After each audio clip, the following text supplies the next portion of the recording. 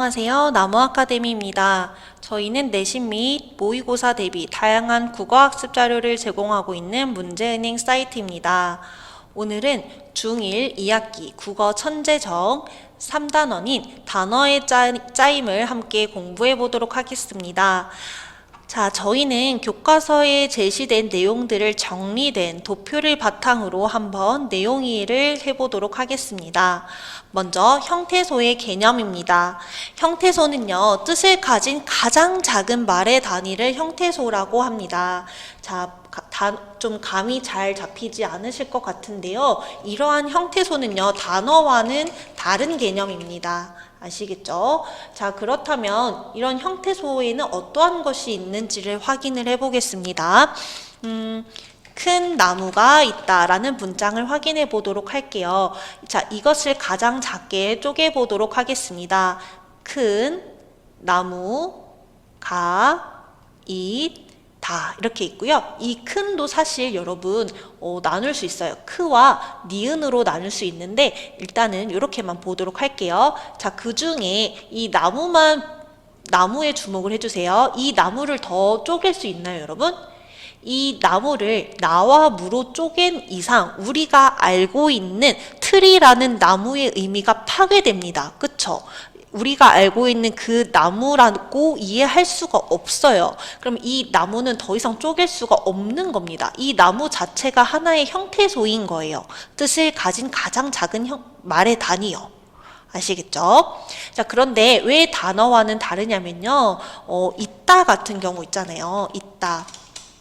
아까 여기 사용되었던 먹다 이런 것들을 볼게요. 먹다 같은 경우는 하나의 단어입니다, 여러분. 하나의 단어인데 형태소에서는요, 우리가 먹고, 먹어서, 먹으니, 먹을 것 이런 식으로 나뉘기 때문에 이 먹과 다도 나눌 수 있다라고 봅니다.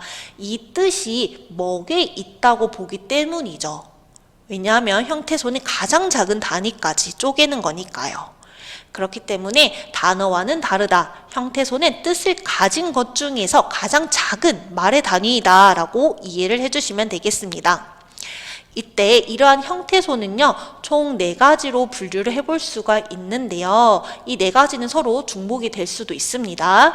먼저 홀로 쓸 수 있는지에 따라서 자립 형태소와 의존 형태소로 나눌 수 있는데요. 자립 형태소는 다른 말에 의존하지 않고 홀로 쓸 수 있는 형태소를 가리킵니다. 이때 자립 형태소는 단어로 분류가 되기도 합니다. 이런 의존 형태소는 아까 먹다와 같이 여러분 먹이 하나의 형태소, 다가 하나의 형태소라고 설명드렸는데 먹과 다는 혼자 쓸 수가 없어요. 자기들끼리 붙어 있거나 혹은 다른 형태소에 붙어 있어야 하죠. 이런 것들을 우리는 의존 형태소라고 합니다. 그 다음 분류 기준입니다. 어떠한 의미를 갖는지에 따라서 실질 형태소와 형식 형태소로 나눌 수가 있는데요. 형태소가 실질적인 의미를 가지고 있을 때 우리는 실질 형태소라고 하고요. 실질적인 의미 없이 조사나 접사와 같이 뭔가 문법적인 요소를 더해주는 것을 우리는 형식 형태소라고 합니다. 자, 예를 들어서요. 나무가라는 것을 볼게요. 이 나무를 형태소로 구분을 해봅시다. 나무 그리고 가로 구분을 해볼 수가 있겠죠. 이 나무는요, 뜻을 가지고 있습니다, 여러분. 실질 형태소고요. 이 가는요, 의미가 딱히 없죠. 문법적인 관계만 나타내줍니다. 형식 형태소예요. 아시겠죠? 그러면 이것을 홀로 쓸 수 있는지 없는지도 구분을 해봅시다. 아까 제가 이러한 분류 기준은 중복될 수 있다고 설명을 드렸어요. 자, 이렇게 나눠주고요. 나무는 홀로 쓸 수 있죠, 여러분. 그렇기 때문에 나무는요, 자립 형태소고요. 이 가는 다른 단어 뒤에 붙어서 사용되기 때문에 의존 형태소가 되겠습니다.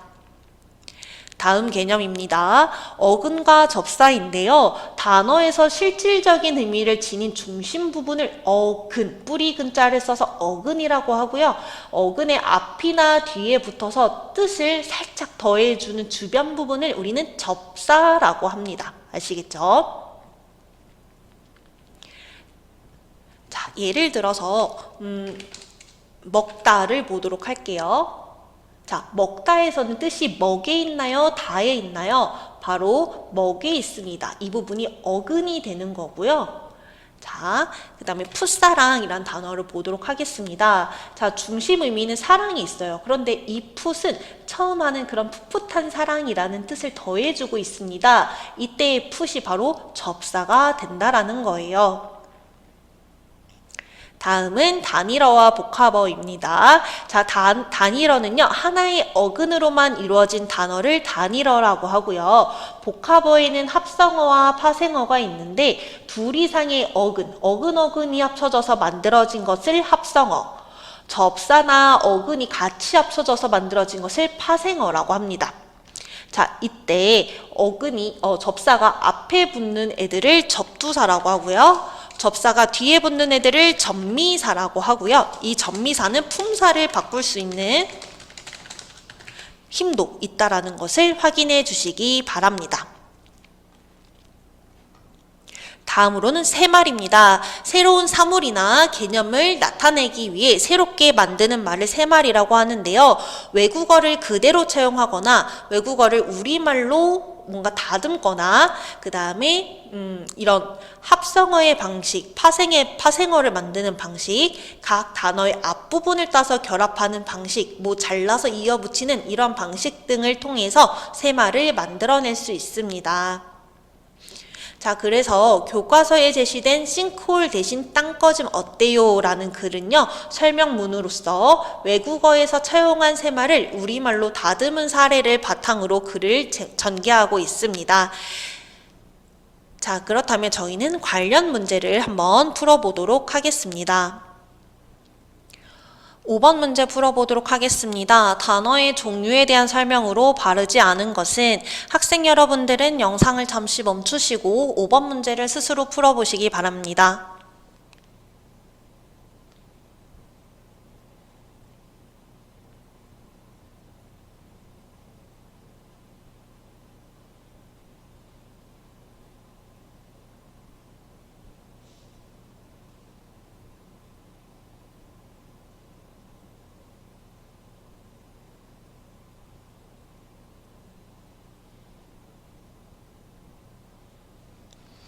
네, 정답은 몇 번이죠? 4번이 되겠습니다.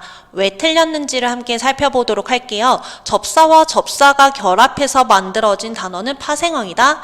자, 아까 단어 형성 방식에 대해서 설명을 드렸을 때 단일어가 있었고요. 여러분, 복합어가 있었어요. 이 복합어에는 합성어와 파생어가 있었습니다. 자, 이 각각의 단어들을 어떻게 만들었는지를 한 번 더 짚어보도록 하겠습니다. 합성어 같은 경우는요,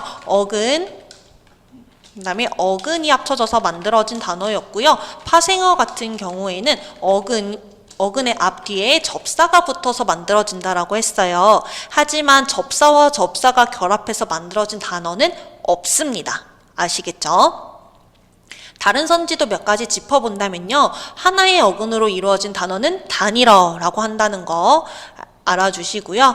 자, 그 다음에 다른 문제 하나 더 풀어보도록 하겠습니다. 12번 문제입니다. 어근의 앞에 접사가 붙어서 만들어진 단어를 모두 고르면 아까 어근의 접사가 붙어서 만들어지는 것을 파생어라고 설명을 드렸습니다. 자, 그리고 조금 더 세부적으로 들어간다면 어근 앞에 붙는 접사를 접두사라고 한다고 했었어요. 접두사가 이제 활용된 단어를 골라주시면 되겠습니다. 모두 골라주세요.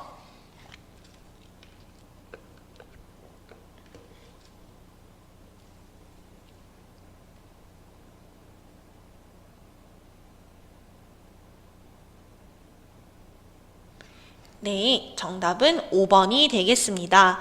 리을, 날, 고기로 이루어져 있는데요. 여러분, 이 날은요, 접사입니다. 아시겠죠? 고기는 어근이고요. 미음입니다. 새까맣다. 접두사 새에 까맣이라는 어근이 합쳐진 파생어가 되겠습니다. 자, 나머지 선지도 보도록 하겠습니다. 옷은 겨울 플러스 옷인데요. 어근으로 이루어진 합성어고요.